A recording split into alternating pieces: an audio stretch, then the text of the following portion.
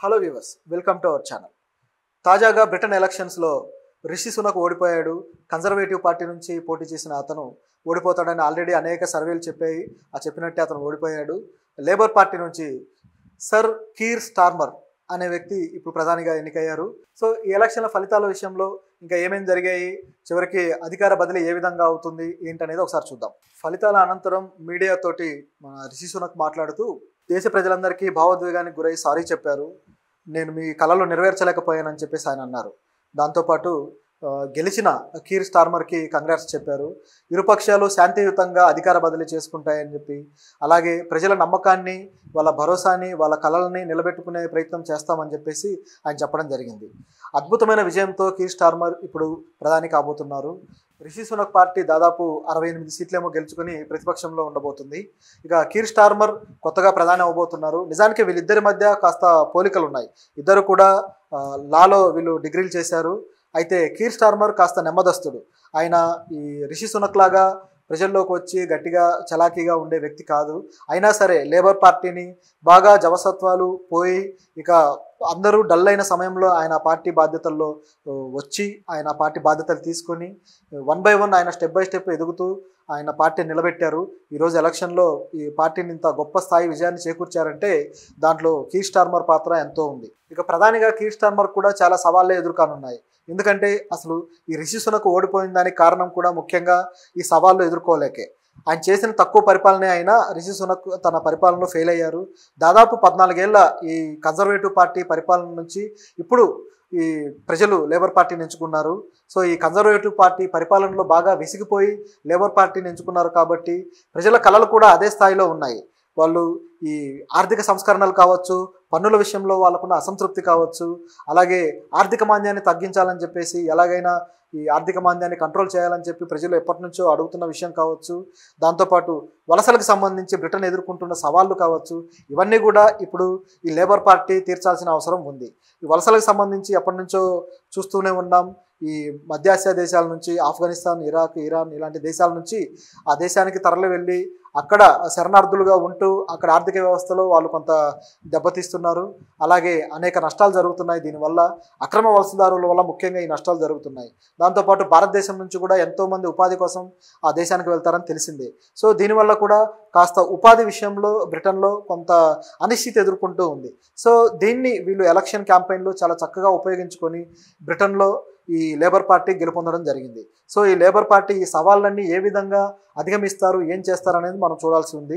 ప్రస్తుతం బ్రిటన్ ప్రధానిగా ఎన్నికైన కీర్ స్టార్మర్ మామూలు వ్యక్తి కాదు. ఆయనకు చాలా బ్యాక్గ్రౌండ్ ఉంది. ఆయన మానవ హక్కుల న్యాయవాదిగా పనిచేసిన వ్యక్తి. ఆ తర్వాత ఈ లేబర్ పార్టీలో జాయిన్ అయ్యారు. అయితే జాయిన్ అయిన తర్వాత కూడా ఈయన పబ్లిక్ ప్రాసిక్యూషనర్గా ఆ పార్టీకి సంబంధించిన బాధ్యతలు నిర్వర్తిస్తూ వచ్చారు. అయితే ఈయన చేసిన సేవలకు, మానవ హక్కుల న్యాయవాదిగా ఈయన చేసిన సేవలు ఎన్నో ఉన్నాయి. ఆ సేవలకు గుర్తుగా బ్రిటన్ రాణి క్వీన్ ఎలిజబెత్ నైట్ అనే బిరుదును కూడా ఇచ్చారు. అందువల్ల ఈయనని సర్ కీర్ స్టార్మర్ అంటారు. సో ఇంత గొప్ప వ్యక్తి ఈరోజు ఈ పార్టీని దాదాపు 360 సీట్లతో అత్యంత మెజారిటీతో గెలిపించి అధికారంలోకి తీసుకొచ్చారు. ఈయన 2016లో ఎంపీగా ఎలక్ట్ అయినప్పుడు ఈయన కార్బిట్ నాయకత్వంలో పనిచేశాడు. షాడో బ్రెగ్జిట్లో ఈయన కీలకమైన సభ్యుడిగా కూడా ఉన్నాడు. అయితే ఈ లేబర్ పార్టీ అధికారంలోకి రావడం వల్ల, ఈ స్టార్మర్ ఈ ప్రధానమంత్రి అవడం వల్ల భారతదేశానికి వచ్చే మేలేంటి, నష్టాలేంటి? ఎందుకంటే ఎప్పుడైనా సరే యూరోప్ కంట్రీస్లో, ముఖ్యంగా బ్రిటన్, అలాగే ఫారిన్లో అమెరికా కావచ్చు, లేదా చైనా కావచ్చు, అలాగే ఈ ఆస్ట్రేలియా, రష్యా ఇలాంటి అతిపెద్ద కంట్రీస్లో ప్రభుత్వం మారింది అంటే ఆ ప్రభుత్వాల ఎఫెక్ట్ భారతదేశం మీద కూడా ఎంతో కొంత ఉంటుంది. ముఖ్యంగా వాణిజ్య పరంగా ఎఫెక్ట్ ఉంటుంది, అలాగే సైన్యం పరంగా కావచ్చు ఎంతో ఎఫెక్ట్ ఉంటుందన్నమాట. సో ప్రస్తుతం అయితే ఈ మారిన ప్రభుత్వం భారతదేశంతో సఖ్యతతో ఉండటానికే వాళ్ళు మొగ్గు చూపుతున్నారు. వాళ్ళ ఆ పార్టీకి సంబంధించి, లేబర్ పార్టీకి సంబంధించిన మేనిఫెస్టోలో కూడా భారతదేశంతో మేము సరైన ప్రజాస్వామిక వాణిజ్య సంబంధాలు ఏర్పరచుకుంటాము, ఇంతకుముందు ఏర్పరచుకున్న ఒప్పందాలు కూడా మేము ఏమాత్రం క్యాన్సిల్ చేయము అని చెప్పడం జరిగింది.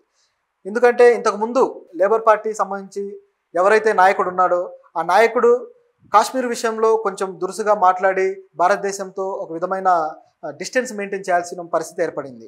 సో ఈ విషయంలో భారతదేశం కూడా కొద్దిగా కినుక వహించింది. సో ఈసారి మాత్రం స్టార్మర్ అలా ఉండను. ఎందుకంటే భారతదేశం చాలా ప్రజాస్వామ్యానికి ఒక వెన్నెముక లాంటి దేశం. ఈ భారతదేశంతో మాకు సఖ్యత గల సంబంధాలే కావాలి. అలాగే ఇంతకుముందు ఏర్పరచుకున్న వాణిజ్య సంబంధాలు చూసుకుంటే భారతదేశంతో ఇంతకుముందు ప్రభుత్వం కన్జర్వేటివ్ పార్టీ నుంచి ఆ ప్రభుత్వం ఏర్పరచుకున్న స్వేచ్ఛా వాణిజ్య ఒప్పందం ఏదైతే ఉందో అది ఈ ప్రభుత్వంలో కూడా కొనసాగుతుందని, దాని విషయంలో ఎలాంటి లోటు లేదని చెప్పేసి స్టార్మర్ చెప్పడం జరిగింది. అలాగే మిగతా విషయాల్లో కూడా వాణిజ్యపరమైన విషయాల్లో భారతదేశంతో మేము స్వేచ్ఛా వాణిజ్యం సాగిస్తామని, ఎలాంటి ఇబ్బంది లేదని చెప్పడం జరిగింది. ఇంత పర్టికులర్గా కీర్ స్టార్మర్ ఎందుకు ఈ వాణిజ్యం విషయంలో భారతదేశానికి సంబంధించి ఈ వ్యాఖ్యలు చేశాడంటే, గత చరిత్ర ఇంతకుముందు కన్జర్వేటివ్ పార్టీ ప్రభుత్వంలో ఉన్నప్పుడు భారతదేశానికి యూరోప్కి వాణిజ్యం విషయంలో కొన్ని సంఘర్షణలు వచ్చాయి. ముఖ్యంగా భారతదేశం మీద ఈ కన్జర్వేటివ్ పార్టీ నుంచి విదేశాంగ మంత్రులు లేనిపోని ఆరోపణలు చేశారు. రష్యాతో భారతదేశం పెట్రోల్కు సంబంధించిన ఒప్పందాలు ఏవైతే చేసుకుందో, ముఖ్యంగా ఉక్రెయిన్ రష్యా వార్కు సంబంధించి రష్యా మీద బ్యాన్ విధించినప్పుడు బ్యాన్ కూడా గవర్నమెంట్ ఎవరైతే యుఎస్ గవర్నమెంట్ బ్యాన్ విధించిందో అప్పుడు మొట్టమొదటిగా దెబ్బతిన్నది కూడా యూరోప్కి సంబంధించిన వాణిజ్యమే. ఎందుకంటే రష్యా నుంచి వచ్చే ఎక్కువ ఆయిల్ పెట్రోల్ ఏదైతే ఉందో దాన్ని కొనేది కూడా యూరోప్ కంట్రీసే. కానీ ఈ బ్యాన్ వల్ల యూరోపే దెబ్బతింది. అయితే ఈ బ్యాన్ వల్ల రష్యా తన పెట్రోల్ని అమ్ముకోలేక చాలా ఇబ్బందులు పడ్డప్పుడు అండగా నిలిచింది భారత్ రష్యా నుంచి తక్కువ ధరకి పెట్రోల్ కొనుగోలు చేస్తూ వచ్చింది. ఈ కొనుగోలు చేసిన పెట్రోల్ను మళ్ళీ తిరిగి శుద్ధి చేసి ఈ యూరోప్ కంట్రీస్కి అమ్మడం అనేది అదొక వేరే చరిత్ర. అది ప్రైవేట్ కంపెనీలకి భారతదేశం పర్మిషన్ ఇవ్వడము, అవి తీసుకెళ్ళి వేరే వాళ్ళకి ఇలా యూరోప్ కంట్రీస్కి అమ్ముకోవడము, వాళ్ళు లాభపడి అదొక చెప్పాలంటే అదొక అనఫిషియల్ స్కామ్ లాగానే జరిగింది. దానికి మన దేశం అవకాశం ఇచ్చింది. అయితే అది వేరే చర్చ. అయితే ఇందులో భారతదేశం కొనడాన్ని మాత్రం ఈ యూరోప్ కంట్రీస్ అన్నీ కూడా తప్పుపట్టాయి.